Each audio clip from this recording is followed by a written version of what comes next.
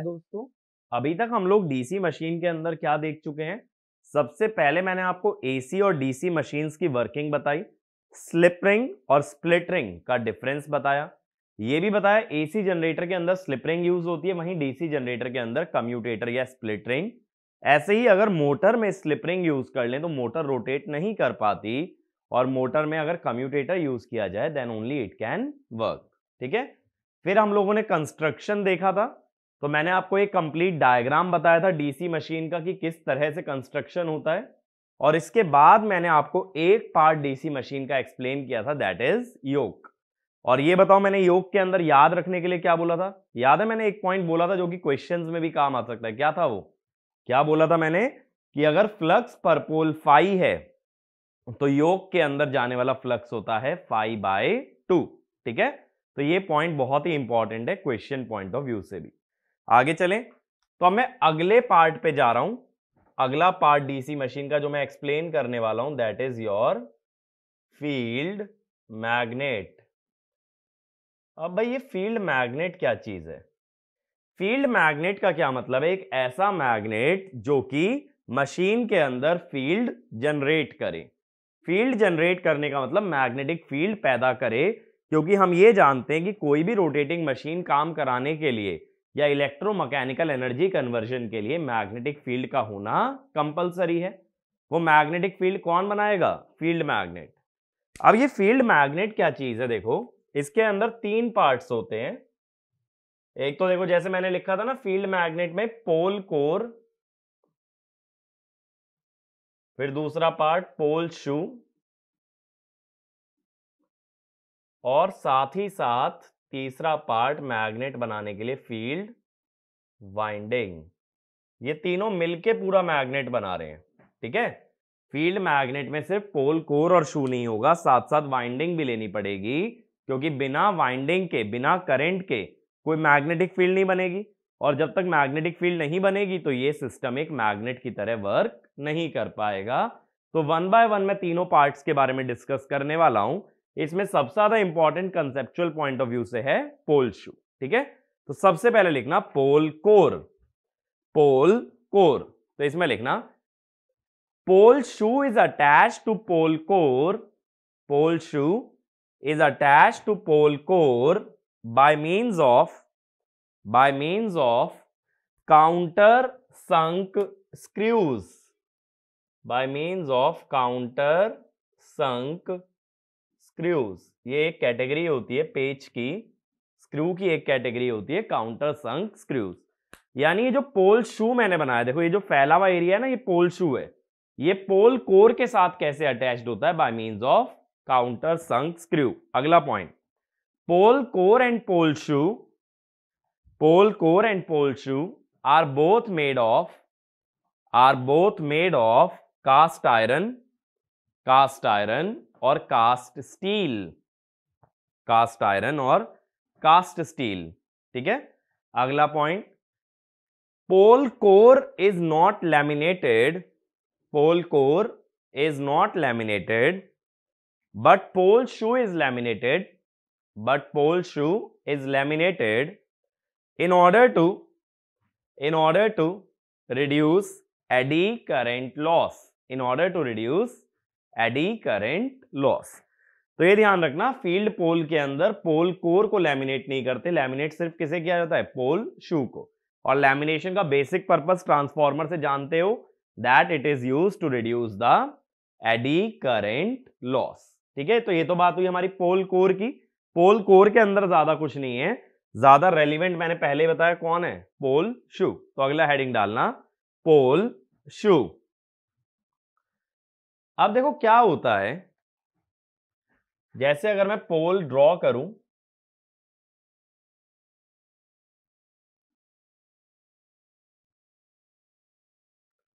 अब यहां पे क्या करोगे, जो पोल का कोर है इस पे तुम्हारी फील्ड वाइंडिंग रहेगी ना, इस टाइप से।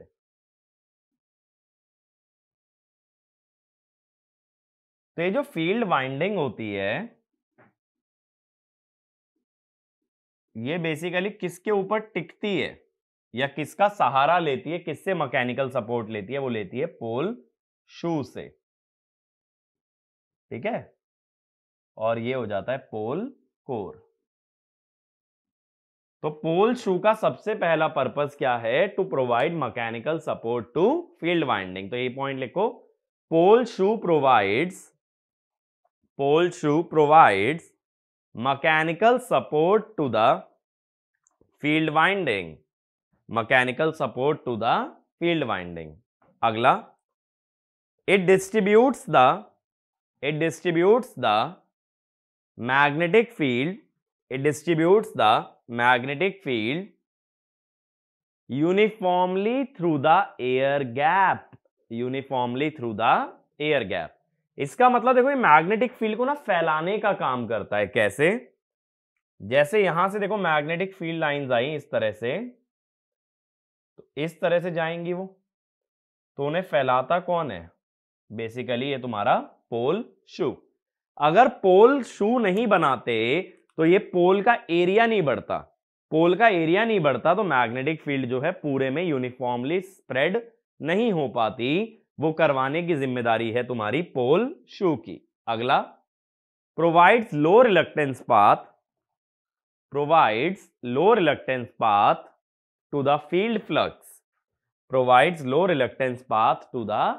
फ्लक्स। तो ये फील्ड वाइंडिंग का जो फ्लक्स है, इसको लो रिलक्टेंस पाथ कहां से मिलता है? इसको मिलता है पोल शू से।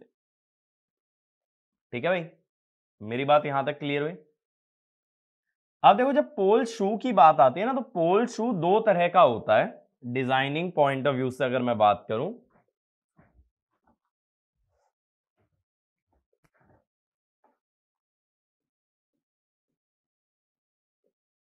पोल शू दो तरह के होते हैं। पहला होता है आर्क शेप्ड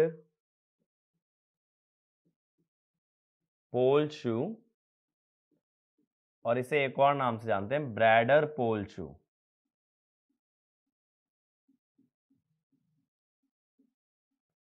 अब ये आर्क शेप्ड क्या होता है?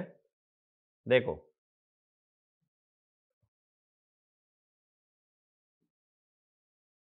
बेसिकली पोल शू और जो हमारा रोटर है उसके बीच का ना एयर गैप यूनिफॉर्म आना चाहिए। यानी तुम किसी भी पॉइंट पे एयर गैप मेजर करोगे वो सेम आएगा। ठीक है, ये भी जी है, ये भी जी है, इधर भी देखोगे तो भी जी आएगा। तो इसका मतलब क्या हुआ? Uniform air gap between pole shoe and rotor. अब देखो, अगर यूनिफॉर्म एयर गैप है तो जो रिलक्टेंस आएगी जी बाय म्यू नॉट ए, ये कांस्टेंट आ गई, ये वेरी नहीं हो रही ना, एयर गैप अगर कांस्टेंट है। अब इसका मतलब जो है फ्लक्स जो कि होगा MMF by reluctance, that is also constant. इसीलिए क्या होता है कि flux density under pole shoe is constant, और इसको बोल सकते हो फ्लैट टॉप्ड फ्लक्स डेंसिटी। देखो, मैंने पहले भी डीसी जनरेटर के अंदर एक चीज बताई थी कि दो तरह की फ्लक्स डेंसिटी यूज कर सकते हो, या तो फ्लैट टॉप्ड या फिर साइनोसॉइडल। अब डीसी मशीन में फ्लैट टॉप डिजायरेबल होती है क्योंकि उससे क्या होता है, रिपल कम हो जाता है आउटपुट वोल्टेज में। दूसरी बात मैंने क्या याद रखने के लिए बोली थी, जो फ्लक्स डेंसिटी का ग्राफ होता है थीटा के अगेंस्ट, सेम ग्राफ होता है वोल्टेज का ओमेगा टी के अगेंस्ट। ठीक है, इसीलिए यहां पे अगर फ्लैट टॉप डिजायरेबल है तो किस तरह का शू लेना चाहिए? हमें लेना चाहिए आर्क शेप्ड पोल शू। आर्क शेप्ड पोल शू का मतलब कि एयर गैप कांस्टेंट है। अगर एयर गैप कांस्टेंट हुआ तो रिलक्टेंस कांस्टेंट, और रिलक्टेंस अगर कांस्टेंट होती है then that means flux density is also constant. और कौन सी फ्लक्स डेंसिटी की बात करते हैं बताओ? फ्लक्स डेंसिटी की बात होती है परपेंडिकुलर या नॉर्मल फ्लक्स डेंसिटी, क्योंकि मैंने बताया था ना वी क्रॉस बी करते तो बी का परपेंडिकुलर कंपोनेंट लिया जाता है। अब देखो, इससे फ्लक्स डेंसिटी कैसी जनरेट हो जाएगी?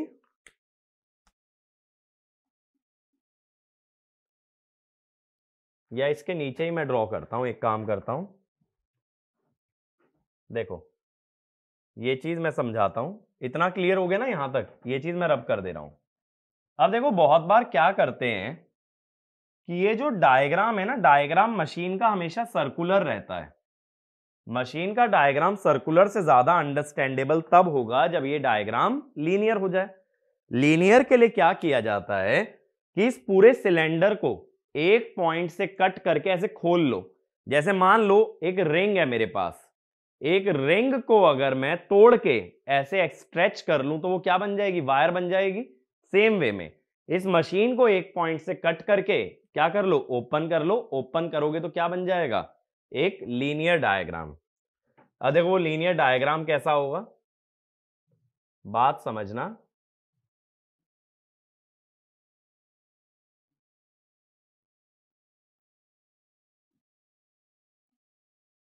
इस टाइप से होगा।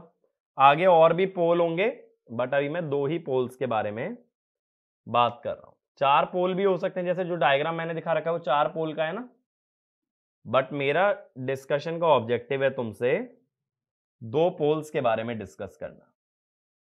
चार होंगे तो साइकिल रिपीट हो जाएगी, और क्या होगा।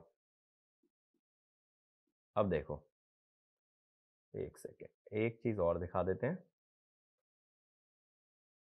ये देखो, ये हो गया तुम्हारा रोटर का सरफेस, ठीक है भाई। और ये वाले पोल्स हो गए तुम्हारे नॉर्थ साउथ। अब मुझे क्या प्लॉट करना है, मुझे प्लॉट करना है फ्लक्स डेंसिटी को, क्योंकि जैसा ग्राफ फ्लक्स डेंसिटी का वैसा ही ग्राफ किसका आता है, वैसा ही ग्राफ आता है ईएमएफ का। अब मैंने क्या बोला, देखो जब पोल के नीचे का एयर गैप कांस्टेंट है तो रिलक्टेंस कांस्टेंट है, तो पोल के नीचे फ्लक्स डेंसिटी जो आती है वो भी कांस्टेंट आती है। अब यहां पे कैसे दिखाओगे, देखो यहां से बढ़ेगी फिर कांस्टेंट हो जाएगी, फिर धीरे धीरे कम होगी, फिर यहां तक आके फिर कांस्टेंट हो जाएगी, फिर धीरे धीरे कम होगी जीरो पे। तो कुछ इस तरीके से बनेगा फ्लक्स डेंसिटी। एक ऐसी हो गई फ्लैट टॉप्ड हो गई ना, लेकिन फ्लैट कितने एरिया में है, जितने एरिया में तुम्हारा पोल लाई कर रहा है। तो इसको ट्रेपेजॉइडल भी कह सकते हो या फिर फ्लैट टॉप भी।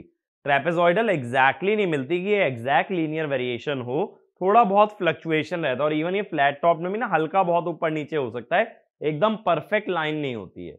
अब वो अलग बात है कि हम उसको एक अप्रोक्सीमेशन की तरह पूरा ट्रेपेजॉइडल एज्यूम कर लें, बट होती किस टाइप से, फ्लैट टॉप्ड कहा जाता है, और माइनर फ्लक्चुएशंस उसके अंदर प्रेजेंट रहते हैं। तो ये तो हुआ हमारा पहला पोल शू, आर्क शेप्ड या फिर ब्रैडर पोल शू। दूसरा होता है शैम्फर्ड पोल शू, या जिसका दूसरा नाम होता है एक्सेंट्रिक पोल शू, ठीक है। सेकेंड पोल शू होता है हमारा शैम्फर्ड पोल शू, या दूसरा नाम एक्सेंट्रिक पोल शू।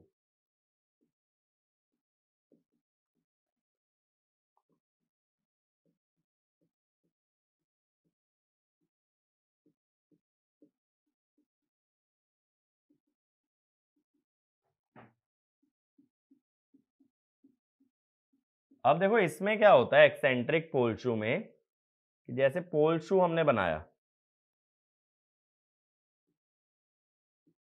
ऐसे बना। अब जो रोटर होता है ना वो कुछ इस टाइप से होता है,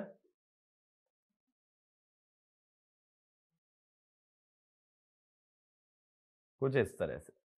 अब देखो रोटर और स्टेटर के बीच में अगर गैप देखोगे तो ये गैप मिनिमम है सेंटर पे, और ये मैक्सिमम है एजेस पे, ठीक है।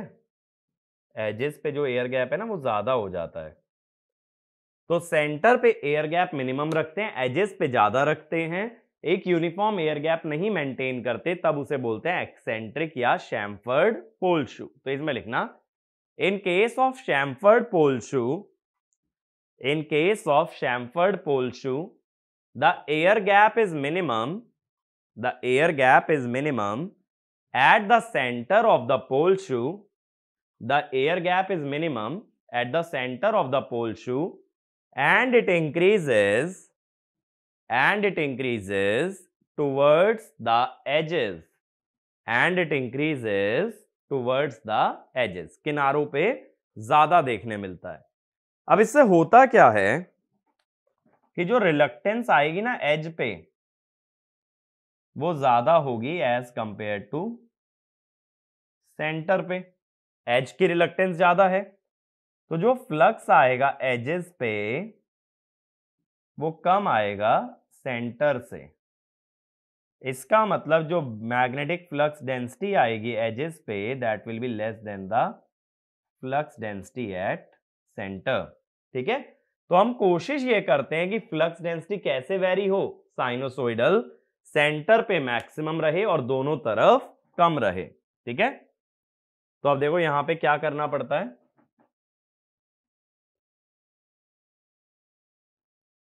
किस तरह से वेरी करना पड़ता है। फिर से मैं क्या कर रहा हूं, लीनियर डायग्राम बना रहा हूं। ठीक है,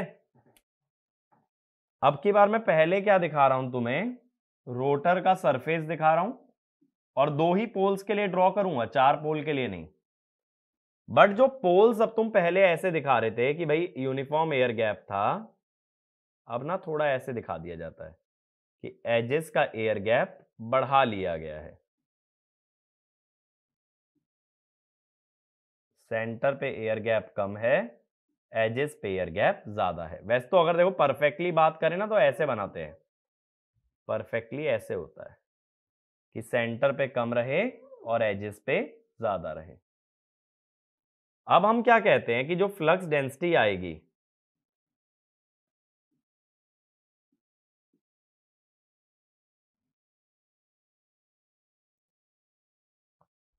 जो बी वर्सेस थीटा का ग्राफ आएगा, वो किस टाइप से आना चाहिए कि जहां पोल का सेंटर वहां मैक्सिमम और पोल्स के बीचों बीच मिनिमम। देखो इस टाइप से,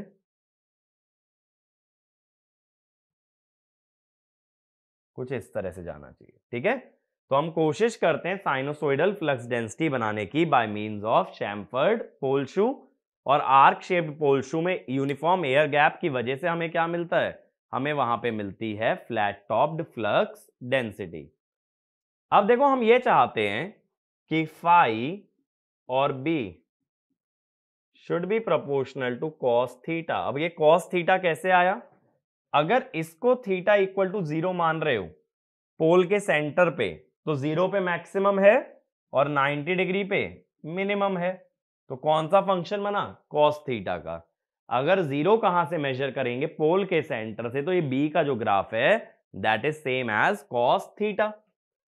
इसका मतलब क्या हुआ कि जो रिलक्टेंस है that is inversely proportional to cos theta, क्योंकि phi is F by S. Reluctance proportional to air gap होती है, तो air gap should also be inversely proportional to cos theta. ठीक है भाई, तो अगर एयर गैप को कॉस थीटा के इनवर्स में वेरी कराओगे या रेसिप्रोकल में वेरी कराओगे, then you can generate a sinusoidal flux density. तो एक पॉइंट लिखना, in order to generate sinusoidal flux density, in order to generate sinusoidal flux density, the air gap must vary as reciprocal of cos theta, but such a precise variation of air gap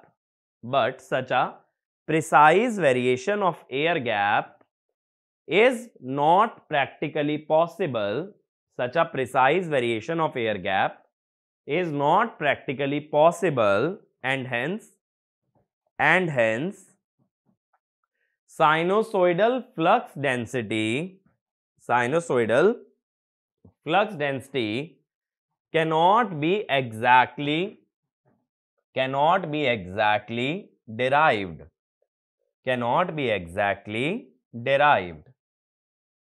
तो इसका मतलब है, देखो machine कोई भी हो, perfect sinusoid बना पाना प्रैक्टिकली इम्पॉसिबल है। क्यों इम्पॉसिबल है, क्योंकि एयर गैप एकदम ही 1/cos थीटा से वेरी करे ऐसा डिजाइन किसी भी इंजीनियर के लिए मुश्किल हो जाएगा। इवन मशीन से भी डिजाइन करोगे तो कोई भी मशीन इतना प्रिसाइज तुम्हें कट करके नहीं दे पाएगी पोल जो कि 1/cos थीटा की तरह वेरी करे। बात क्लियर हुई?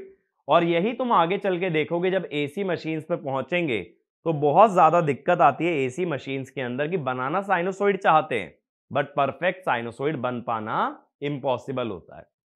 अब बात है दो तरह के पोल शू तो हमें मिल गए, इनमें से कौन सा पोल शू हमें यूज करना है।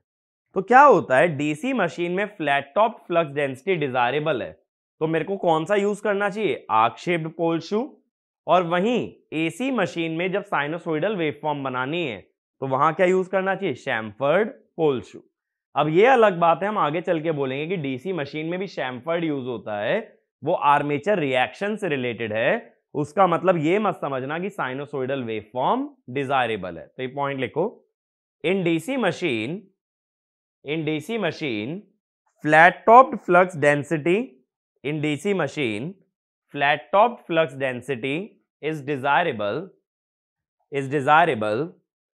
to reduce the ripple in output voltage,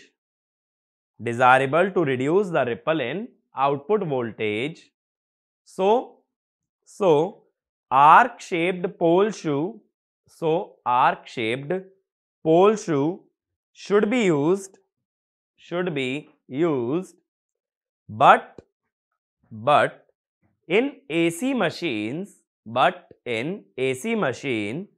sinusoidal flux density is desirable. In AC machine sinusoidal flux density is desirable, so chamfered pole shoe is used.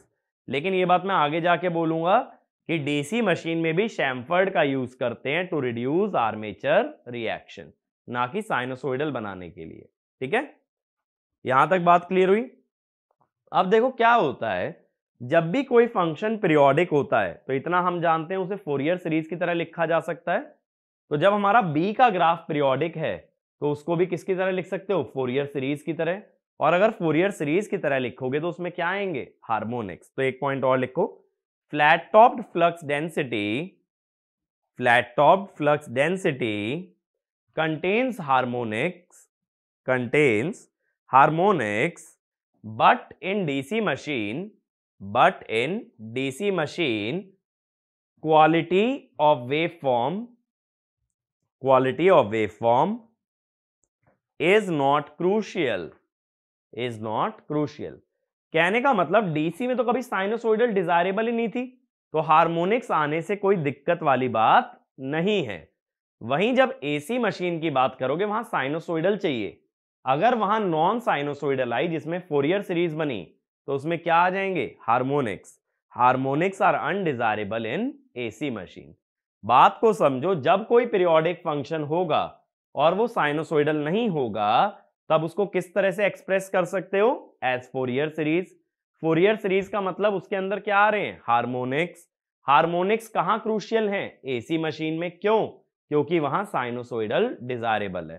Harmonics DC machine में कोई असर नहीं डालेंगे because we do not require sinusoidal waveform. जैसे transformer था तो वहां हमने हार्मोनिक्स के बारे में बात की थी। क्यों बात की थी, वहां साइनोसॉइडल हम बनाना चाह रहे थे तो नहीं बन रहा था तो हार्मोनिक्स को डिस्कस किया। लेकिन डीसी में बनाना ही नहीं है साइनोसॉइड, और जब साइनोसॉइड बनाना नहीं तो हार्मोनिक्स से डर कैसा। ठीक है, मेरी बात यहां तक क्लियर हुई? आगे चलते हैं। अब देखो, जब हम पोल्स के बारे में बात करते हैं तो यहां एक टर्म मैं डिफाइन करता हूं, पोल पिच। अब ये पोल पिच क्या होती है, देखो अगर एक मैं स्टेटर ड्रॉ कर लूं,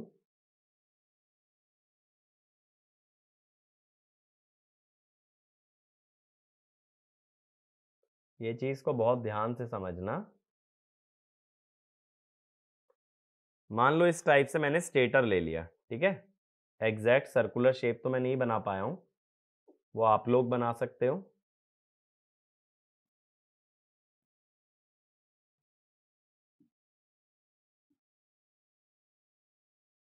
ठीक है भाई,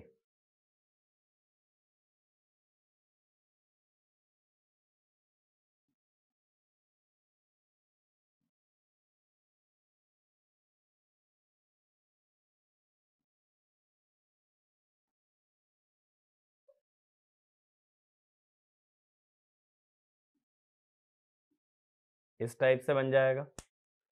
अब देखो क्या होता है, जब ये नॉर्थ पोल है, ये साउथ पोल है, ये नॉर्थ है और ये साउथ है, तो हम लोग क्या करते हैं, पोल्स के बीच में से ना लाइंस ड्रॉ कर देते हैं।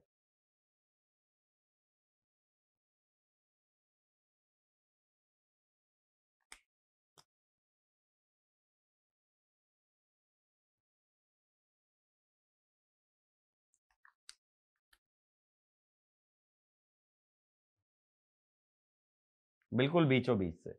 तो बेसिकली मैंने 4 पार्ट में डिवाइड कर दिया। एक पार्ट का एंगल कितना है, 90। तो मैं कह दूंगा इतने हिस्से में नॉर्थ का डोमिनेंस है, फिर इतने में साउथ, फिर नॉर्थ और फिर साउथ। तो एक पोल कितने एंगल को ऑक्यूपाई किए हुए है, एक पोल ऑक्यूपाई कर रहा है 90 डिग्री, और उसी को बोलते हैं पोल पिच। नहीं तो ऐसे सोच लो, नॉर्थ पोल और साउथ पोल, नॉर्थ और साउथ पोल में कितना एंगल है, ये भी 90 डिग्री है, तो इसको क्या कह दोगे, पोल पिच। तो इसमें लिखना the angular distance between two successive poles, the angular distance between two successive poles और the angular span of each pole is called pole pitch, एक पोल जितना एंगल ऑक्यूपाई कर रहा है या दो पोल्स के बीच का एंगल, इसे क्या कह देते हैं, पोल पिच। अब दो पोल्स के बीच में यहां पे एंगल दिख कितना रहा है, 90। तो एंगल ऑब्जर्व्ड, मैंने क्या बोला था, जो एंगल दिखता है वो कौन सा एंगल होता है, मैकेनिकल एंगल होता है भाई, कितना है, 90 डिग्री। लेकिन अगर इलेक्ट्रिकल में आए, वो होता है P/2 into theta m। 4 poles हैं, ठीक है, तो ये कितना हो जाएगा, 180 डिग्री। तो क्या होता है, दो पोल्स के बीच का एंगल हमेशा, चाहे कितने भी पोल्स हो, हमेशा होता है 180 डिग्री इलेक्ट्रिकल। मैकेनिकल में बदलता रहेगा पोल्स के हिसाब से, इलेक्ट्रिकल में हमेशा कितना आएगा, 180 डिग्री। ऐसे सोचो, मान लो 6 पोल होते, 360 डिग्री में 6 पोल हैं, तो हर पोल कितना एंगल ऑक्यूपाई करेगा, 60 डिग्री। तो पोल पिच कितनी हुई, 60। लेकिन इलेक्ट्रिकल में कैसे आओगे, 6/2 इंटू 60, 6/2 इंटू 60, फिर से 180। तो कितने भी पोल ले लो, पोल पिच हमेशा होती है 180 डिग्री इलेक्ट्रिकल। तो ये वाला भी एक पॉइंट लिख लेना, pole pitch is always 180 degree electrical, is always 180 degree electrical. और उसका रीजन क्या होता है, देखो कि अगर ये पॉइंट A है, ये पॉइंट B है, ये पॉइंट C है, ये पॉइंट D है, तो जब हम फ्लक्स डेंसिटी प्लॉट करते हैं, मान लो A से करना शुरू करें, A B C D और वापस से A, नॉर्थ साउथ, फिर नॉर्थ, फिर साउथ और फिर से वापस नॉर्थ, यही था ना।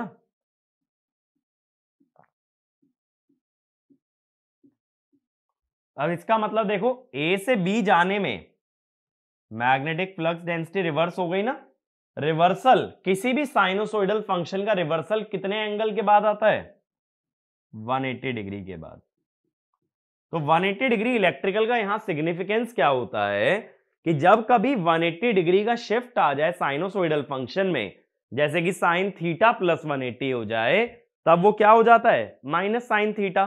तो फ्लक्स डेंसिटी रिवर्स हो जाती है एक पोल से दूसरे पोल में जाते हुए, जिसको ऐसा मान सकते हो 180 डिग्री का शिफ्ट। इसीलिए बोल देते हैं कि पोल पिच हमेशा कितनी होती है, 180 डिग्री इलेक्ट्रिकल। तो एक पॉइंट ये भी लिख लो, 180 degree electrical pole pitch, 180 degree electrical pole pitch implies that while going from one pole to the other, that while going from one pole to the other, there is a shift of 180 degree electrical in flux density, which means flux density reverses, 180 के shift का मतलब negative हो जाना, और negative होना भी चाहिए, क्योंकि नॉर्थ में अगर फ्लक्स डेंसिटी या मैग्नेटिक फील्ड आउटवर्ड्स होती है तो साउथ में इनवर्ड्स। तो नॉर्थ और साउथ पोल में मैग्नेटिक फील्ड रिवर्स हो जाती है। रिवर्स होने का मतलब 180 डिग्री का शिफ्ट अगर ग्राफिकली बात करें, इसीलिए पोल पिच हमेशा क्या होता है, 180 डिग्री इलेक्ट्रिकल। बात क्लियर हुई? आगे हर मशीन में याद रखना कि पोल पिच कितना आएगा, 180 डिग्री इलेक्ट्रिकल। अब अगली टर्म पे चलते हैं। अगली टर्म होती है हमारी पोल आर्क। नेक्स्ट लिखना पोल आर्क। अब देखो क्या होता है, अभी हमने क्या बोला कि अगर 4 पोल हैं, 360 डिग्री को डिवाइड करूं 4 पोल में, तो हर पोल कितने एंगल में एग्जिस्ट कर रहा है, 90 डिग्री। बट क्या एक्चुअली हर पोल 90 डिग्री ऑक्यूपाई कर रहा है? देखो, जैसे एक सिंपल सा एग्जांपल अगर लें, जैसे मान लो ये 2 पोल्स हैं हमारे,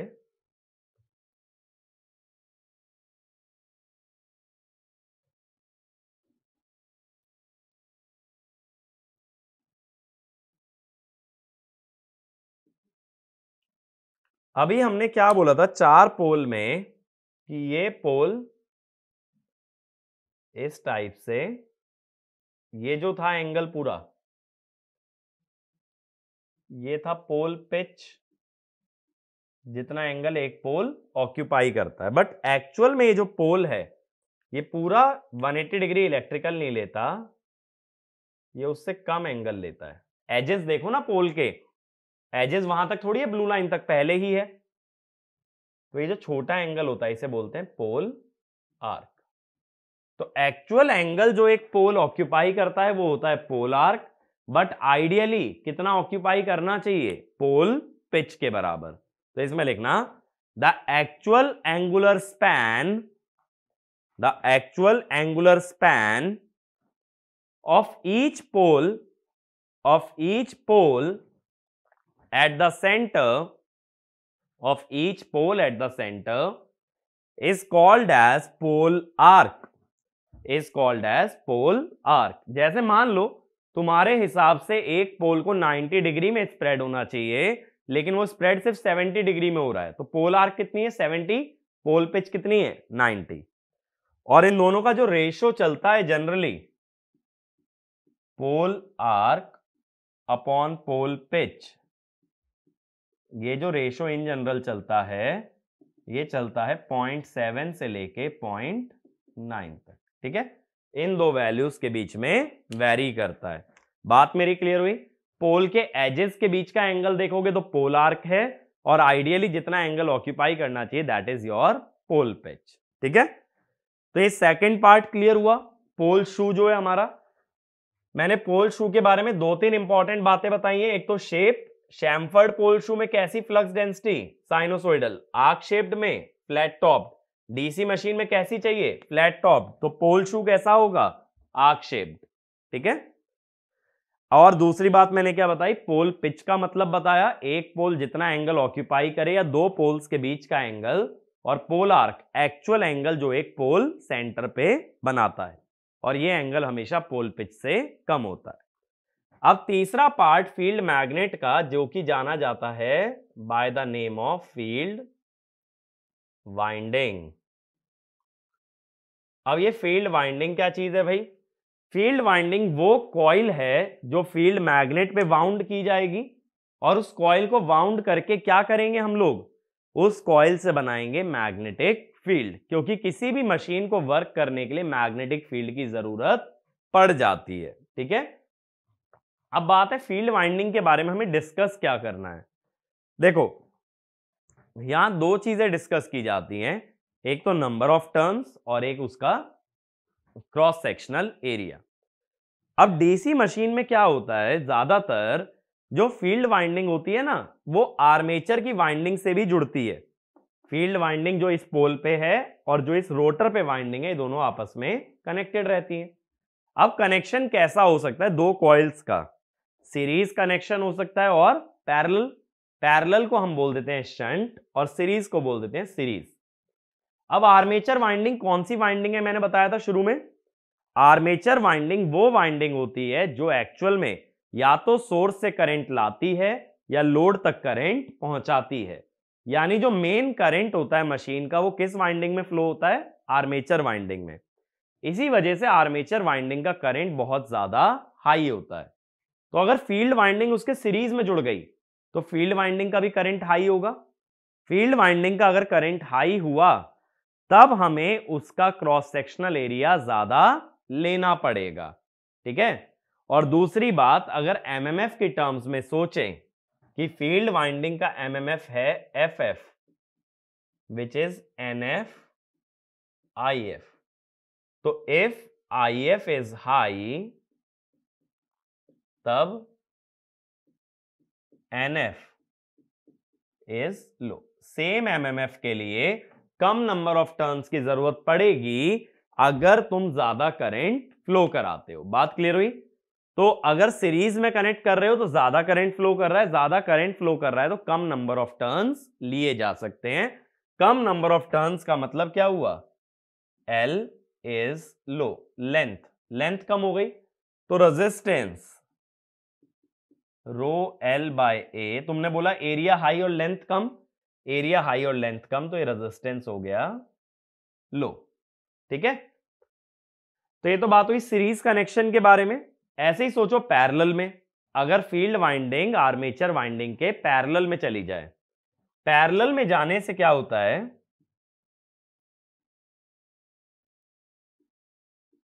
पैरेलल कनेक्शन में वोल्टेज हाई हो जाती है। और हमेशा हम एक चीज जानते हैं, voltage is proportional to number of turns. तो number of turns is high, ज्यादा नंबर ऑफ टर्न्स लोगे जिसका मतलब IF इज लो। ठीक है। क्योंकि NF IF को अगर कांस्टेंट माने, टर्न्स ज्यादा लेके करंट कम आएगा। करंट अगर कम आएगा तो क्रॉस सेक्शनल एरिया भी कम होगा। तो रेजिस्टेंस की अगर बात करें, रो L बाय ए, टर्न्स ज्यादा होने से लेंथ ज्यादा है और एरिया कम है तो रेजिस्टेंस हाई होगा। तो ये दो तरह की फील्ड वाइंडिंग हो सकती है, जो आर्मेचर के सीरीज में जुड़े या आर्मेचर के पैरेलल में, और नहीं जुड़ती वो भी कनेक्शन बनता है जिसे कहते हैं सेपरेटली एक्साइटेड। ये सब आगे की बातें हैं, बट अभी के लिए ध्यान रखो फील्ड वाइंडिंग में दो पैरामीटर्स क्रूशियल हैं, एक तो उसके नंबर ऑफ टर्न्स और एक उसका एरिया। तो इसमें लिखना, field winding is made up of, field winding is made up of copper, is made up of copper and it is concentric winding, and it is concentric winding। मैंने concentric winding explain किया था transformer के अंदर। ठीक है। अगला point लिखना, the field winding of DC machine, the field winding of DC machine can be connected to armature winding, to armature winding either in series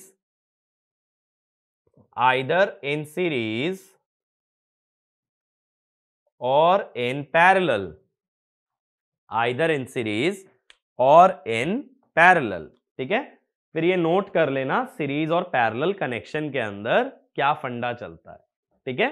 series connection में current ज्यादा होता है वाइंडिंग का, पैरेलल कनेक्शन में voltage ज्यादा।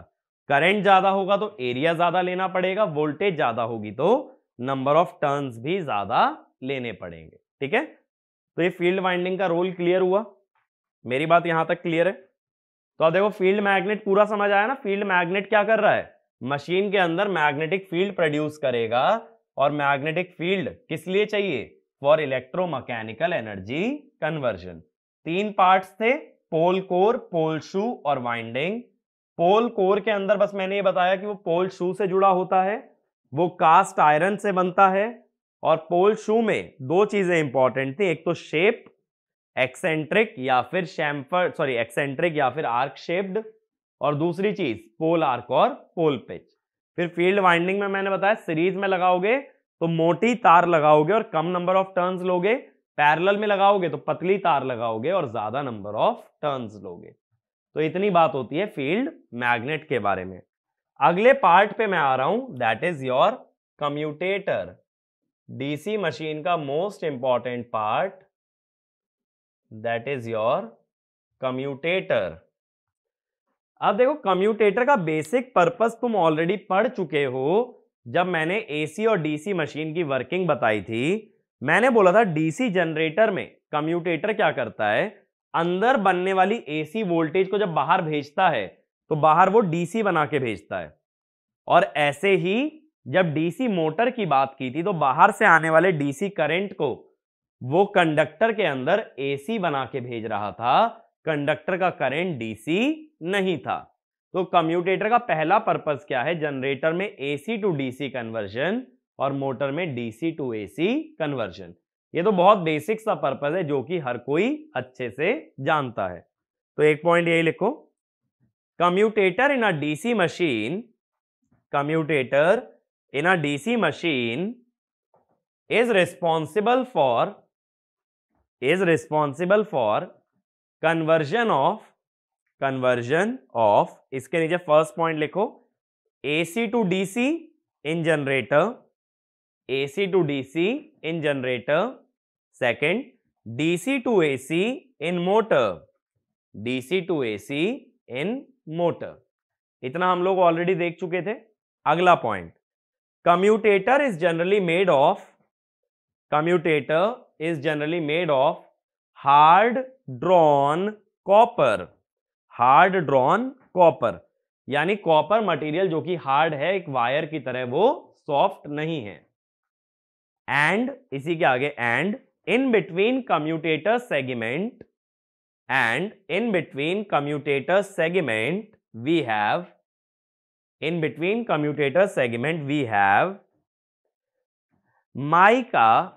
mica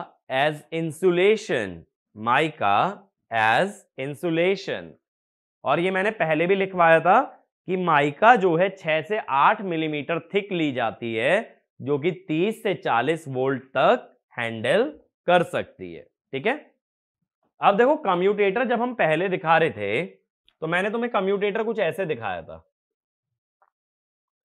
है ना, एक रिंग दिखाई थी जिसको बीच में से मैंने बोला था कट करके इसमें माइका भर दिया जाता है। एक्चुअल में ना जो इसका स्ट्रक्चर होता है, ये तो फ्रंट व्यू था, इसका जो स्ट्रक्चर होता है एक सिलेंडर होता है। ठीक है, अगर इसका साइड व्यू देखोगे ना तो ये एक सिलेंडर होता है और इसके अंदर कई सारे कट लगाए जाते हैं, एक कट नहीं। जैसे देखो एक कट ये लगा तो 2 पार्ट में डिवाइड हो गया ना,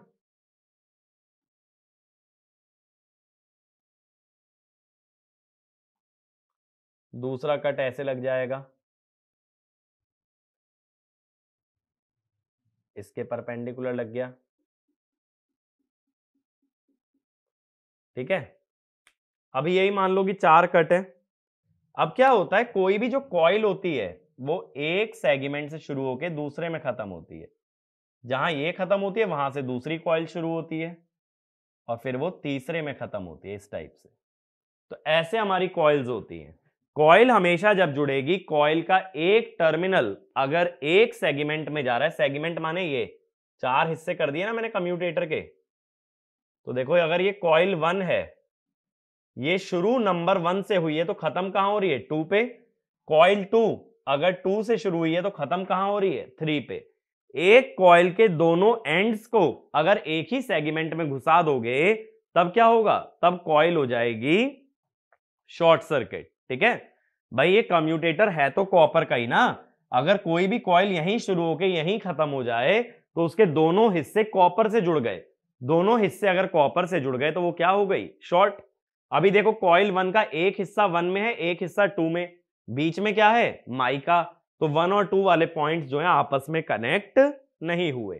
ठीक है, अगर बीच में माइका ना होती तो ये दोनों आपस में कनेक्ट हो जाते, कॉइल हो जाती शॉर्ट सर्किट। तो इसमें लिखना one end of a coil, one end of a coil is connected to one end of a coil is connected to one commutator segment is connected to one commutator segment and the other end is connected to next commutator segment so that two ends of the same coil do not get short circuited. ठीक है, next point, number of commutator segment equal to number of coil. ये बात समझने के लिए देखो ये चीज समझना जरूरी है कि एक कॉइल को कैसे दिखाते हैं ना, इस टाइप से। ये कॉइल हो जाती है, जैसे मैं दिखा रहा था ना पहले, मैंने ऊपर से फ्लैट दिखाया था ABCD जब बेसिक्स में हमने बात की थी। तो एक जो कॉइल होती है ना, उसकी दो साइड्स होती हैं, एक AB और एक CD। अब देखो अभी जो मैंने तुम्हें कम्यूटेटर दिखाया उसमें मैंने क्या बोला, अगर ये मेरा कम्यूटेटर था, कॉइल की एक साइड यहां आई, दूसरी साइड दूसरे में,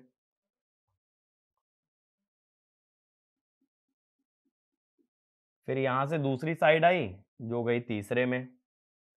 अब ये वाला सेगमेंट देखो, ये जो सेगमेंट मैंने दिखाया 1 2 वाले सेगमेंट में एक कॉइल की एक साइड गई है और दूसरी कॉइल की एक साइड गई है।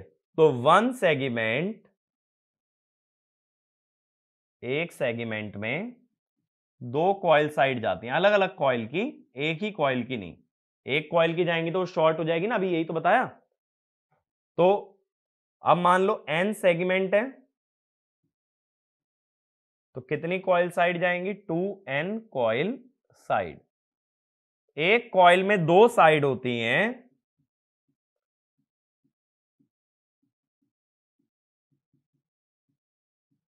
तो इसीलिए n कॉइल्स। तो मैंने यही बोला, जितने कम्यूटेटर के सेगमेंट होते हैं उतनी ही नंबर ऑफ कॉइल होती है। ये भी न्यूमेरिकल पॉइंट ऑफ व्यू से इंपॉर्टेंट है, क्योंकि कई जगह अगर नंबर ऑफ कॉइल ना बता के मैं तुम्हें नंबर ऑफ कम्यूटेटर सेगमेंट बता दूं, तब भी तुम जान सकते हो that it will be equal to number of coil. बात मेरी क्लियर हुई? ठीक है, तो ये जो है ना टर्म्स आगे आएंगी, ये कॉइल, कॉइल साइड, कंडक्टर, ये सब वाइंडिंग के अंदर टर्म्स आती हैं। बट अभी के लिए इतना जरूर पता होना चाहिए कि एक कॉइल के अंदर दो कॉइल साइड होती हैं और एक कम्यूटेटर में दो कॉइल साइड कनेक्ट की जाती हैं। एक वाइंडिंग जहां खत्म वहीं से दूसरी वाइंडिंग शुरू। ये बेसिक क्लियर हुआ यहां तक? अब देखो कम्यूटेटर का मैंने पर्पस क्या बताया, that it converts AC to DC in generator and DC to AC in a motor. इसका दूसरा पर्पस होता है to keep armature MMF stationary. तो एक पॉइंट ये भी लिखो, commutator keeps armature MMF stationary. अब मेरी बात समझना, हमने पिछले टॉपिक के अंदर, पिछले चैप्टर में हमने ये देखा था, जो इलेक्ट्रोमैग्नेटिक टॉर्क होता है कितना होता है, P/2 mu naught pi RL/G FS FR sine lambda, यही था ना। अब हमने ये भी बोला था if lambda equal to omega t, तो टॉर्क का जो एवरेज आता है वो होता है 0। तो हमने क्या बोला था, both FS and FR must be stationary relative to each other. ये मैंने बताया था टॉर्क प्रोडक्शन के लिए कंडीशन। क्यों भाई? ये देखा था ना एनर्जी कन्वर्जन वाले टॉपिक में। अब क्या होता है, एफएस था स्टेटर का एमएमएफ, एफआर था रोटर का एमएमएफ। अब स्टेटर पे अगर डीसी मशीन में बात करो तो north pole south pole fix रखे हुए हैं, यानी उनकी मैग्नेटिक फील्ड स्टेशनरी है। तो रोटर की भी मैग्नेटिक फील्ड स्टेशनरी रहनी चाहिए, वरना उनके बीच का एंगल कांस्टेंट नहीं आएगा, उनके बीच का एंगल टाइम का फंक्शन हो जाएगा। जैसे सोचो स्टेटर के पोल फिक्स हैं, तो मान लो ये स्टेटर का एमएमएफ है, ये तो है मान लो स्टेशनरी। अब जो रोटर का एमएमएफ है, सपोज वो घूम रहा है ओमेगा से, अब इनके बीच का जो एंगल है लैम्डा, तो ये क्या हो जाएगा ओमेगा टी। इसीलिए मैंने बोला अगर स्टेटर का एमएमएफ स्टेशनरी है तो रोटर का एमएमएफ भी स्टेशनरी रहे, अदरवाइज टॉर्क प्रोड्यूस नहीं हो पाएगा। तो एक पॉइंट ये भी लिखो, in DC machine stator has fixed poles. In DC machine stator has fixed poles due to which stator magnetic field is stationary in space. Stator magnetic field is stationary in space, and if rotor magnetic field is not stationary, then angle between Fs and Fr varies with time, and average torque produced is zero.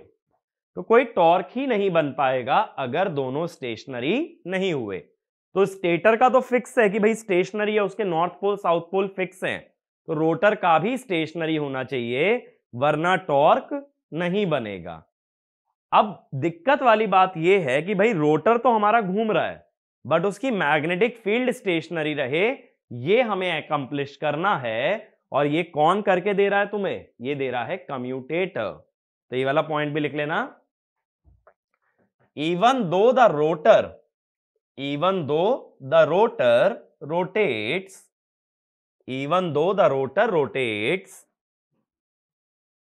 its magnetic field should remain stationary.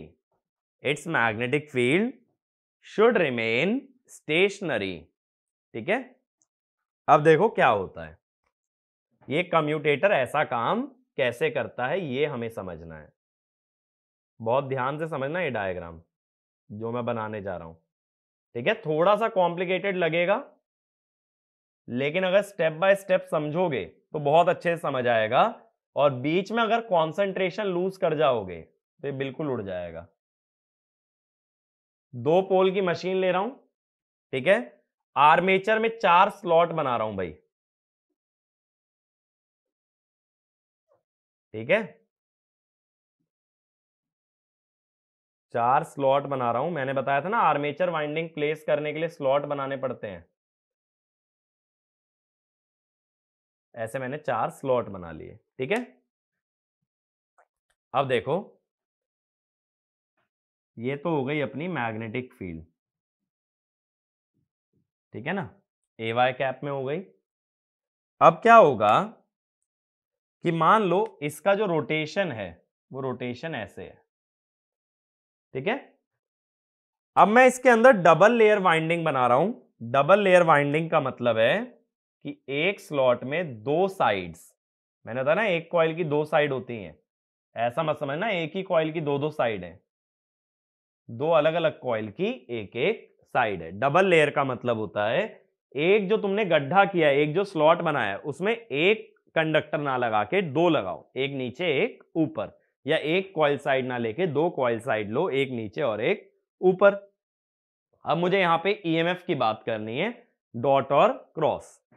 अब थोड़ा सा ना देखो right hand thumb rule से देखना, इसकी velocity ऐसे है, मैग्नेटिक फील्ड ऐसे है राइट में। जरा बताओ v क्रॉस b कैसे होगा?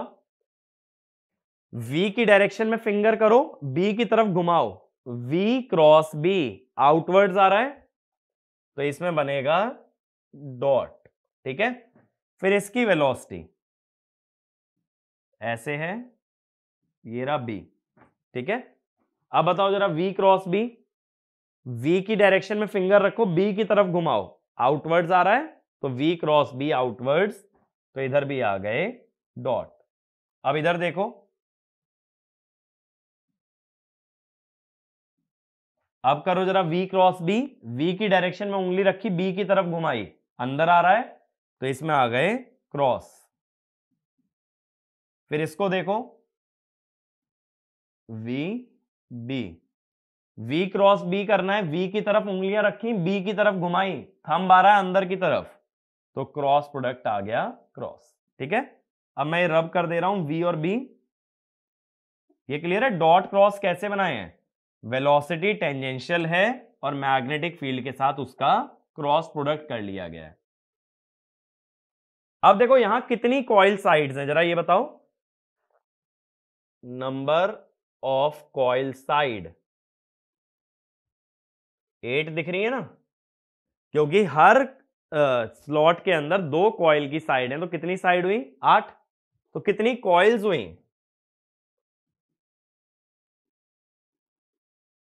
कॉइल्स हो गई 4। तो कितने कम्यूटेटर सेगमेंट लगेंगे?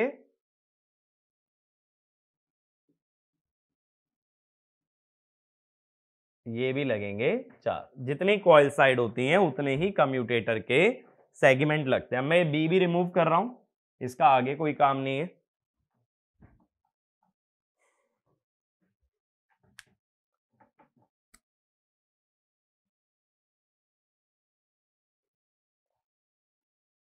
अब मैं यहां कम्यूटेटर सेगमेंट दिखा दूंगा, ठीक है। अलग से इंसुलेशन बना के नहीं दिखा रहा हूं, ये जो बीच में ब्लैक लाइन कट कर रहा हूं ना, ये तुम्हारे कम्यूटेटर के इंसुलेशन ही है। यहां स्लॉट्स को भी नंबर कर देता हूं, 4 1 2 3। स्लॉट्स को भी नंबर दे दिया, सेगमेंट को भी नंबर दे दिया। मेरी बात यहां तक क्लियर हुई? ठीक है भाई, 4 स्लॉट हैं 1 2 3 4, 4 सेगमेंट हैं 1 2 3 4। कितनी कॉइल हैं? 4, तो सेगमेंट भी कितने हैं? 4। यहां तक मेरी बात क्लियर है? अब आगे बात आती है कनेक्शन की, ठीक है। कनेक्शन के बारे में बात करते हैं। देखो, एक कॉइल का एक हिस्सा अगर नॉर्थ में होता है, हमेशा दूसरा हिस्सा साउथ में।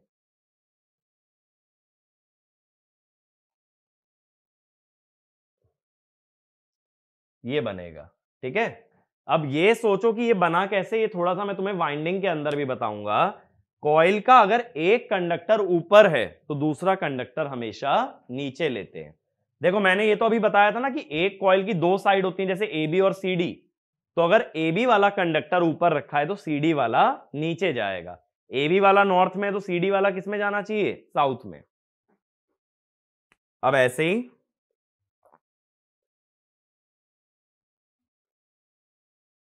एक ऊपर तो एक नीचे, ठीक है।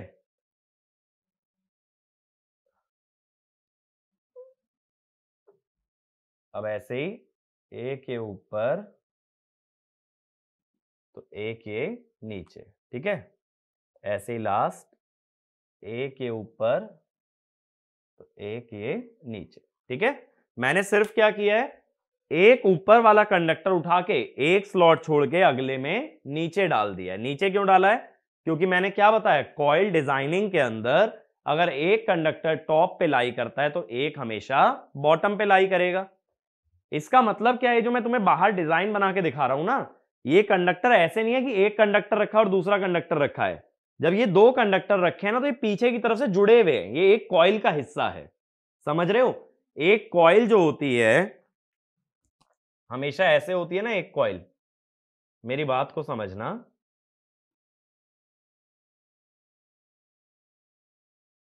ये कॉइल होती है जैसे ए बी और सी डी। अब मैं बोल रहा हूं जैसे ये ए बी ना 4 में ऊपर है,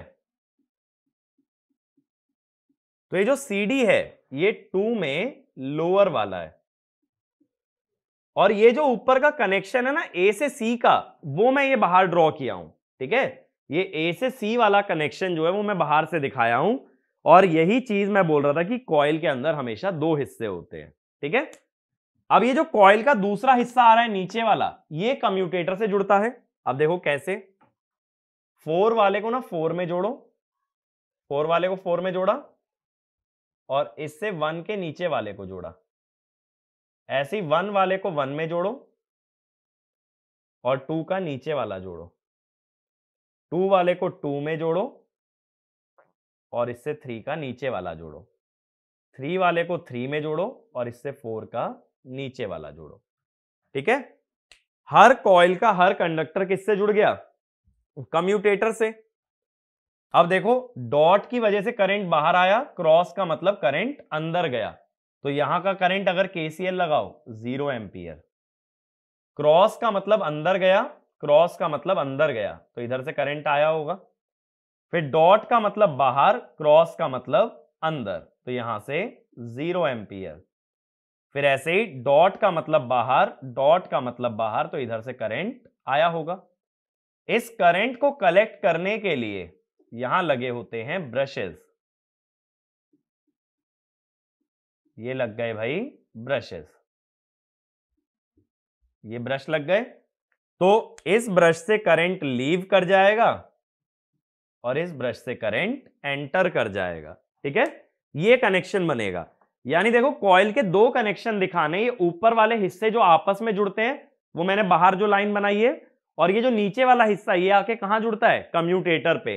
तो मैंने स्लॉट और कम्यूटेटर को सेम नंबर इसीलिए दिया था कि 4 वाला कंडक्टर 4 में जोड़ना, 1 वाला 1 में, 2 वाला 2 में। ये कनेक्शन बन गया। लेकिन काम अभी खत्म नहीं हुआ, काम था एमएमएफ स्टेशनरी प्रूव करने का। मैंने क्या बोला था? रोटर भले ही घूमे, एमएमएफ सेम डायरेक्शन में आना चाहिए, ये हमारा डेरिवेशन होना था। अब एक चीज देखना, थोड़ा सा ध्यान देना, जैसे 1 वाले स्लॉट की बात कर लो, ये जो 1 वाला स्लॉट है इसकी वेलोसिटी ऐसे है, ये मैग्नेटिक फील्ड ऐसे है, ये एंगल अभी ना मैं लेके चल रहा हूं 135 डिग्री। जरा बताना ईएमएफ क्या होगा? V cross B dot DL.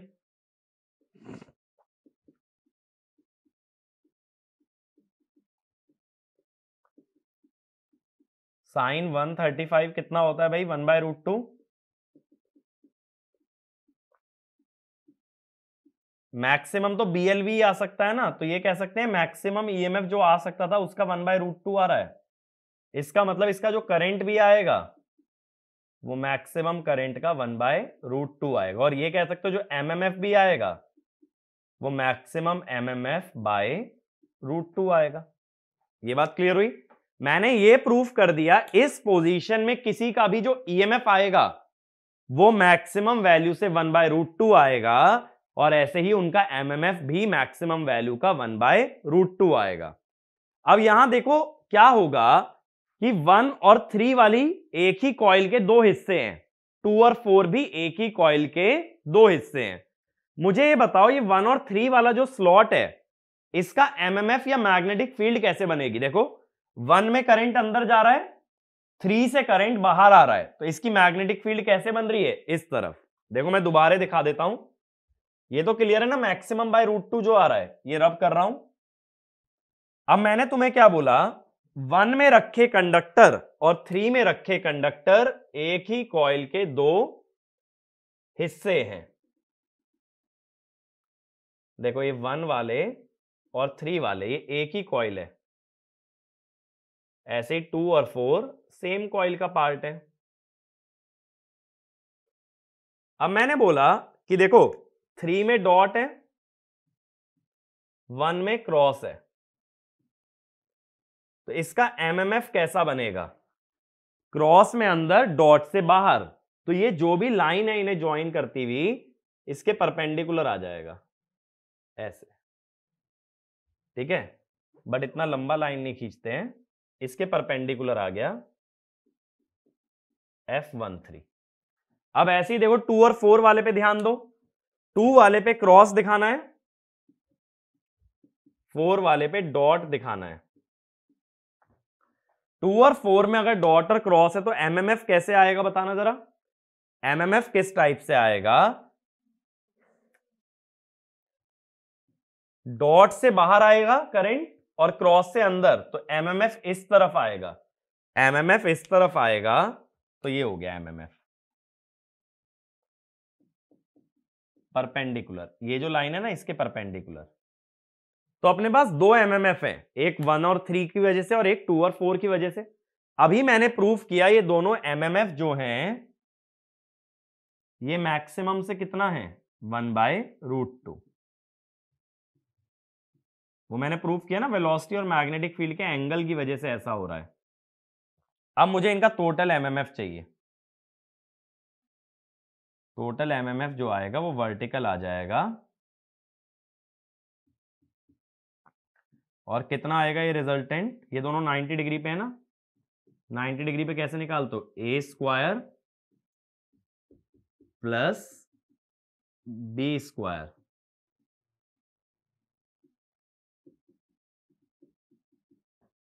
बात क्लियर हुई। तो रिजल्टेंट वर्टिकल आ रहा है और उसकी वैल्यू कितनी आ रही है Fm। ठीक है, तो इसका मतलब ये हुआ इस पोजीशन में अगर कंडक्टर रखे गए हैं तो उसका जो नेट एमएमएफ आ रहा है वो मैक्सिमम के बराबर आ रहा है और वो वर्टिकली अपवर्ड्स आ रहा है।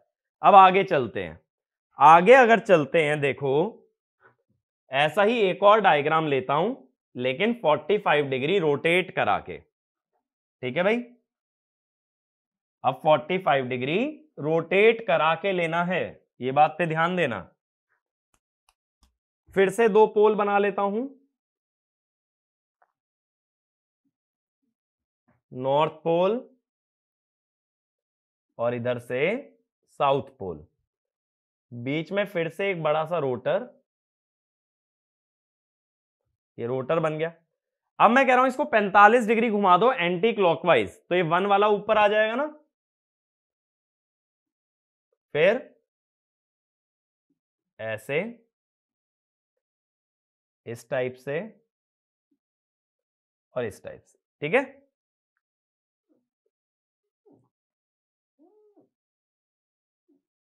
वन में भी दो कंडक्टर, फिर इधर भी दो,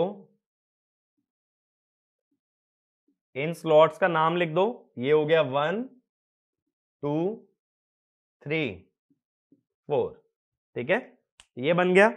कम्यूटेटर भी 45 डिग्री घूम जाएगा, तो बीच में जो कम्यूटेटर बना रहे हो उसके ना डिवीजन को जरा सही से दिखाना। ये जो बीच की मार्किंग्स है ना ये 45 डिग्री घूम जाएंगी, तो ये कैसे हो जाएगा कुछ इस टाइप से। और ब्रश तो स्टेशनरी है भाई, ब्रश वहीं का वहीं रहेगा। ठीक है, इतनी बात क्लियर हुई। अब सबसे पहला काम हमने क्या किया था, डॉट और क्रॉस मार्क किए थे। आ जाओ जरा, इसकी वेलोसिटी ऐसे होगी, इसकी डाउनवर्ड्स, इसकी राइट और इसकी अपवर्ड्स। मैग्नेटिक फील्ड इस टाइप से है। अब देखो V क्रॉस B, V और B आपस में अपोजिट हैं, क्रॉस प्रोडक्ट 0। अगर दो वेक्टर का एंगल 0 या 180 डिग्री हो जाए उनका क्रॉस प्रोडक्ट 0 आता है, तो 1 में तो कोई ईएमएफ नहीं आएगा। ऐसे 3 में देखो, 3 में वेलोसिटी भी राइट में, मैग्नेटिक फील्ड भी राइट में, कितना एंगल बन रहा है 0 डिग्री, क्रॉस प्रोडक्ट फिर क्या आ गया 0, तो इसमें भी कोई ईएमएफ नहीं। अब इसमें देखो वेलोसिटी अपवर्ड्स है, मैग्नेटिक फील्ड राइट में, देखो जरा velocity upwards magnetic field right, तो कैसे आएगा क्रॉस प्रोडक्ट, वेलोसिटी की तरफ रखो उंगली, मैग्नेटिक फील्ड की तरफ घुमाओ, अंदर आ रहा है तो इसमें आएगा क्रॉस। इधर देखो velocity downwards magnetic field right में, तो वेलोसिटी की तरफ रखो, बी की तरफ घुमाओ, कैसे आ रहा है V क्रॉस B बाहर, तो इसमें आ गए डॉट। अब ये हटा लो वेलोसिटी वाले एरो। अब देखो एक काम करो, वीडियो पॉज करके पहले की तरह बाहर से कनेक्शन बनाओ। मैंने क्या बोला था, एक कंडक्टर का ऊपर वाला हिस्सा लेते हैं तो दूसरे का नीचे वाला। कैसे बनेंगे कनेक्शन देखें जरा, 1 का ऊपर तो 3 का नीचे, 2 का ऊपर तो 4 का नीचे, 3 का ऊपर तो 1 का नीचे, फिर 4 का ऊपर तो 2 का नीचे। इस तरह से बन जाएंगे ना कनेक्शन, एक स्लॉट का ऊपर वाला कंडक्टर तो दूसरे स्लॉट का नीचे। अब क्या करना होता है इसके बाद इन्हें कम्यूटेटर में जोड़ते हैं। अब देखो स्लॉट्स को भी नंबर कर देना, ये कम्यूटेटर सेगमेंट को 4, फिर 1, फिर 2, फिर 3। यही तो है ना, ये 4 वाला ही तो थोड़ा सा लेफ्ट सरक गया है, क्योंकि जैसे जैसे आर्मेचर घूमता है ना, कम्यूटेटर भी घूमता है। तो 4 वाला लेफ्ट आ गया, 4 का ऊपर वाला 4 में, 1 का नीचे वाला 4 में, 1 का ऊपर वाला 1 में, 2 का नीचे वाला 1 में, ठीक है। फिर 3 का ऊपर वाला 3 में, 4 का नीचे वाला 3 में, फिर 2 का ऊपर वाला 2 में, और 3 का नीचे वाला भी 2 में। अब देखो, डॉट का मतलब करंट बाहर, क्रॉस का मतलब करंट अंदर। डॉट करंट बाहर, इधर तो कोई करंट गया नहीं तो ये सारा करंट इधर गया। डॉट करंट बाहर, इधर कोई करंट गया नहीं तो सारा करंट इधर गया, ठीक है। क्रॉस करंट अंदर, इधर से कोई करंट नहीं है तो ये करंट इधर से आया होगा। फिर क्रॉस करंट अंदर तो ये करंट इधर से आया होगा, ठीक है। जैसे मैं शो भी कर देता हूं, मान लो ये आई है तो ये भी आई है, ये आई तो ये भी आई, आई आई आई आई। अब देखो ये जो ब्रश है, ये जो लेफ्ट वाला ब्रश है, ये दो कम्यूटेटर सेगमेंट को टच कर रहा है, 4 और 3। तो ये दोनों से करंट लेगा तो इसको करंट कितना मिलेगा, 2i। ऐसे ये दूसरा ब्रश 1 और 2 को टच कर रहा है, 1 में भी करंट आई, 2 में भी करंट आई, तो ये कितना करंट दे देगा, ये दे देगा 2i, ठीक है। मेरी बात यहां तक क्लियर हुई, इतना पॉइंट क्लियर है। अगली चीज देखो, अब हम क्या कह सकते हैं, मान लो ये वाला ब्रश ए है, ये वाला ब्रश है बी। ब्रश ए कौन कौन से कम्यूटेटर से कनेक्टेड है, 3 एंड 4। ब्रश बी कौन कौन से कम्यूटेटर से कनेक्टेड है, 1 एंड 2। अब देखो ये जो ब्रश होते हैं कार्बन से बनते हैं, ब्रशेस कंडक्टिंग होते हैं। अगर एक ब्रश दो कम्यूटेटर से जुड़ गया तो उसने उन दो कम्यूटेटर को कर दिया शॉर्ट, क्योंकि ब्रश कैसा है, कंडक्टिंग। देखो 3 और 4 दो सेगमेंट है जिनके बीच में माइका भरी गई होगी, माइका तो इंसुलेटर थी, लेकिन बाहर से ब्रश ने उन्हें जोड़ दिया। तो क्या मतलब निकला इसका, कि ये दोनों कम्यूटेटर सेगमेंट शॉर्ट हो गए, ऐसी 1 और 2 भी क्या हो गए, शॉर्ट। तो जब भी कोई ब्रश दो कम्यूटेटर सेगमेंट से जुड़ता है, it short circuit both the commutator segment, ठीक है। तो ये वाला पॉइंट भी लिख लो, whenever any brush overlaps with multiple commutator segment,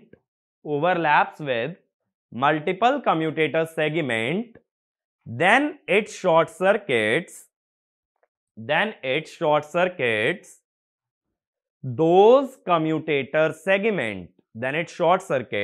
those commutator segment, ठीक है भाई। अब देखो यहां 4 कॉइल हैं, एक ये जो 1 से उठ के 3 में खत्म हुई है, ये है कॉइल 1। फिर ये जो 2 से उठ के 4 में खत्म हुई, कॉइल 2। फिर 3 से उठ के 1 में खत्म हुई, कॉइल 3। और 4 से उठ के 2 में खत्म हुई, कॉइल 4। ये मेरी बात क्लियर है, यहां 4 कॉइल बन रही हैं। अब ये देखो, ये कॉइल 1 किस किस सेगमेंट से जुड़ी है, ये 1 से जुड़ी है, यानी कि 1 में जुड़ी है। फिर ये जाके जुड़ी है 3 में, 3 किस में गया है, 2 में। मेरी बात समझ रहे हो, ये 1 वाले कंडक्टर से शुरू हो रही है कॉइल, और 1 कौन से कम्यूटेटर में है, 1 में। फिर ये कॉइल खत्म हो रही है 3 में नीचे, 3 का नीचे वाला कंडक्टर किससे जुड़ा है, 2 से। ऐसे ही कॉइल 2 को मैप करो, 2 शुरू हुई 2 के ऊपर वाले से, 2 का ऊपर वाला गया था 2 में, 2 खत्म हो रही है कहां, 4 के नीचे वाले में, 4 का नीचे वाला किस में गया, 3 में। कॉइल 3 पे आ जाओ, ये शुरू हुई 3 के ऊपर वाले से, 3 का ऊपर वाला किस में गया, कम्यूटेटर 3 में। ये खत्म हुई 1 के नीचे वाले में, 1 का नीचे वाला किस में गया, 4 में, ठीक है।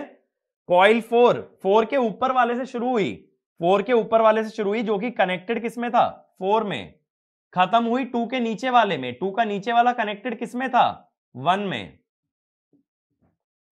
मैंने सिर्फ क्या किया है, कॉइल के जो दो सेगमेंट हैं वो किस किस कम्यूटेटर में गए हैं ये मैप किया है। दोबारा समझा देता हूं, कॉइल 1 को देखो, ये 1 के ऊपर वाले से शुरू हुई थी जो 1 नंबर के सेगमेंट में गया था, ये खत्म 3 के नीचे वाले में हुई है जो 2 नंबर के सेगमेंट से जुड़ा है, तो मैंने लिख दिया 1 और 2।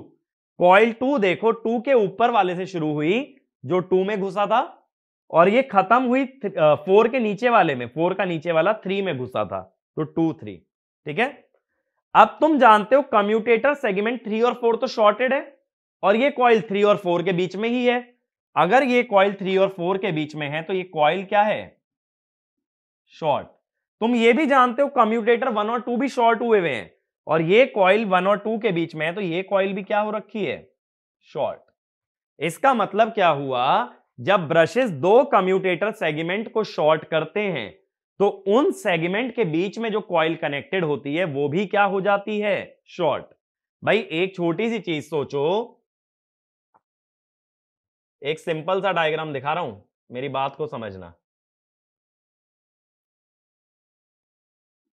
जैसे मान लो ये है, ये सेगमेंट 1 से जुड़ा है ये हिस्सा, और ये जुड़ा है 2 से। अब तुम कह दो मैंने इन दोनों सेगमेंट को शॉर्ट कर दिया, तो तुमने ये दोनों कंडक्टर भी तो शॉर्ट ही कर दिए भाई। जब तुम दो सेगमेंट को शॉर्ट कर रहे हो तो उनसे जुड़े वायर्स या उनसे जुड़े कंडक्टर भी क्या हो रहे हैं, शॉर्ट। तो एक पॉइंट ये भी लिखना, whenever brushes overlap with multiple commutator segment,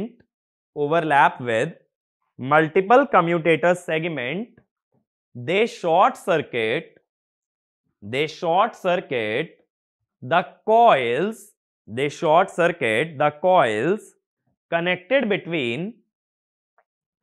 between those commutator segment,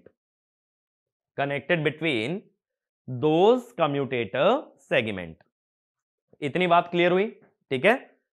अब ये देखो कॉइल 1 का जो ऊपर वाला है उसमें भी कोई डॉट क्रॉस नहीं है, और नीचे वाले में भी डॉट क्रॉस नहीं है। ऐसे ही कॉइल 3 के ऊपर वाले में भी कोई डॉट क्रॉस नहीं है, और नीचे वाले में भी कोई डॉट क्रॉस नहीं है। यानी जो कॉइल शॉर्ट सर्किट हुई है उसमें ना ही तो कोई डॉट है, ना ही उसमें है कोई क्रॉस। अगर कोई डॉट या क्रॉस नहीं है, that means no EMF is induced. तो एक पॉइंट ये भी लिखो, the coil 1 and coil 3 which are short circuited, due to brushes have zero EMF induced in them,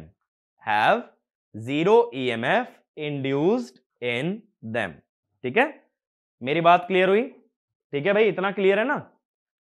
अब देखो इसके बाद वापस आते हैं एमएमएफ निकालने पे। पहला डायग्राम रब कर रहा हूं अब मैं, ठीक है।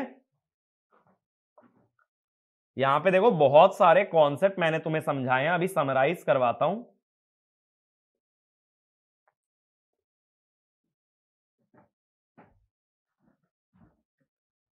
हाँ, तो अब हमें एमएमएफ निकालना है। अब देखो 2 की वजह से ही तो आएगा, 1 और 3 से तो कुछ आएगा नहीं। बात रह गई सिर्फ किसकी, 2 और 4 की। 1 और 3 को भूल जाओ। अब देखना जरा, इसकी वेलोसिटी कैसे है, अपवर्ड्स है, और इसकी मैग्नेटिक फील्ड ऐसे थी। इसकी वेलोसिटी डाउनवर्ड्स थी और मैग्नेटिक फील्ड राइट में थी।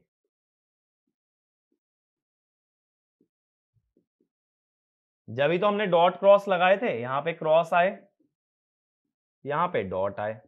लेकिन मैं दिखाना ये चाह रहा हूं कि वेलोसिटी और मैग्नेटिक फील्ड के बीच का एंगल कितना था, 90।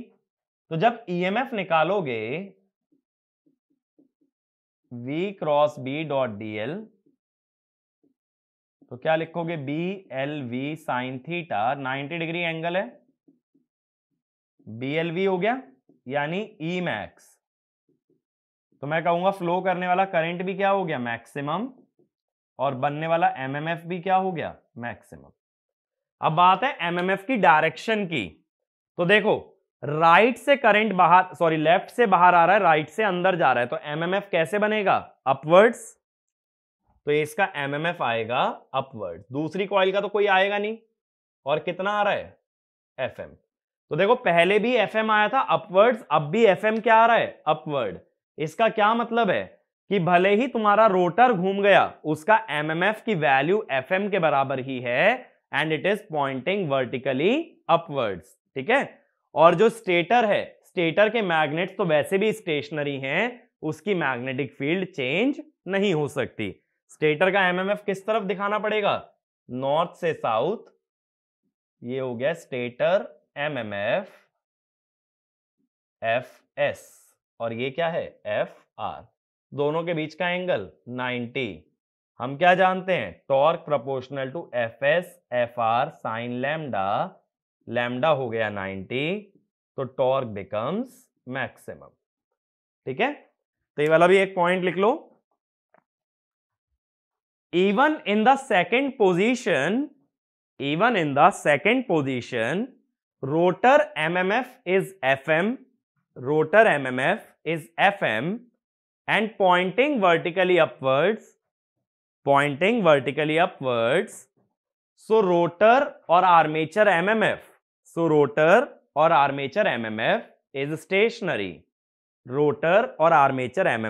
is stationary. ठीक है, ये बात क्लियर हुई। Next point, angle between stator and rotor MMF is 90 degree, so the torque produced is maximum।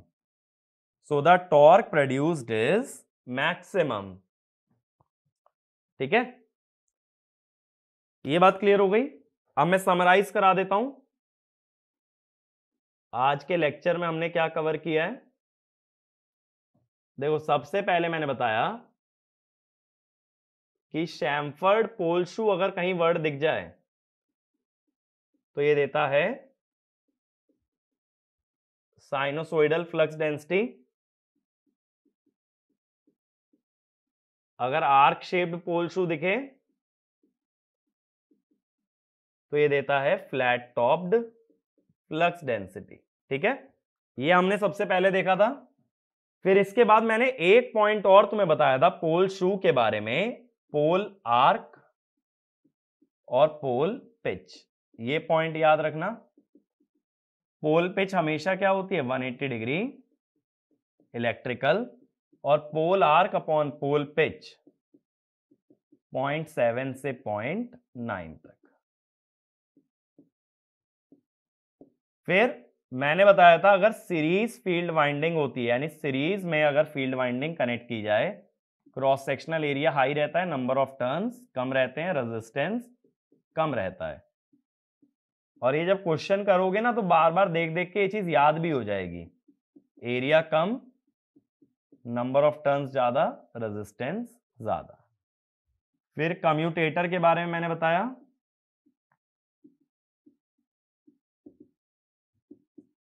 ये क्या करता है, कीप्स आर्मेचर एमएमएफ स्टेशनरी। ठीक है, और क्यों स्टेशनरी रखता है, because stator MMF is stationary. ठीक है, इतनी बात क्लियर हुई थी। आर्मेचर के एमएमएफ को स्टेशनरी रखता है। Second, brush when overlap with two commutator segment, short coil connected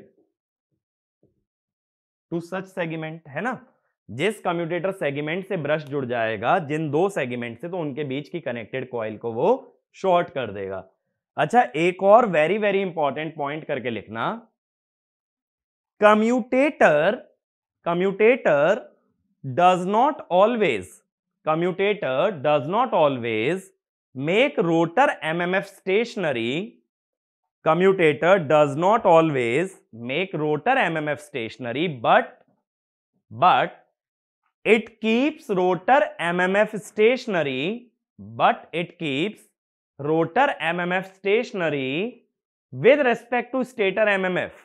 With respect to stator MMF. यानी अगर स्टेटर का खुद का MMF स्टेशनरी नहीं होता, अगर कह दूं ये 100 आरपीएम से घूमता है तो रोटर वाला भी घूमेगा 100 आरपीएम से, स्टेटर के रेस्पेक्ट में नहीं घूमना चाहिए, यह कहना गलत हो जाएगा कि घूमेगा ही नहीं। बट अगर स्टेटर का एमएमएफ नहीं घूमा तो रोटर का भी नहीं घूमेगा। स्टेटर का घूमा 100 आरपीएम से 100 आरपीएम से घूमेगा, 1000 से घूमा तो 1000 से घूमेगा। अगर स्टेटर का एमएमएफ रुका हुआ है तो रुकेगा, घूमेगा तो सेम स्पीड पे ही घूमेगा। ठीक है, तो इतने पॉइंट्स हमने कवर किए। कंस्ट्रक्शन के आगे के एस्पेक्ट्स हम लोग अगले लेक्चर में कवर करेंगे, बट ये जितना जितना डेरिवेशन किया ना सिर्फ तुम्हारी अंडरस्टैंडिंग के लिए, याद रखने वाली बातें इतनी है। ठीक है, जो एग्जाम पॉइंट ऑफ व्यू से भी इंपॉर्टेंट है, चाहे कोई भी एग्जाम हो, इतना डिटेल में डायग्राम ड्रॉ करने की जरूरत नहीं पड़ती है। ठीक है, तो अगले लेक्चर में मिलते हैं और कंस्ट्रक्शन को डिटेल में पढ़ेंगे डीसी मशीन्स के। Thank you.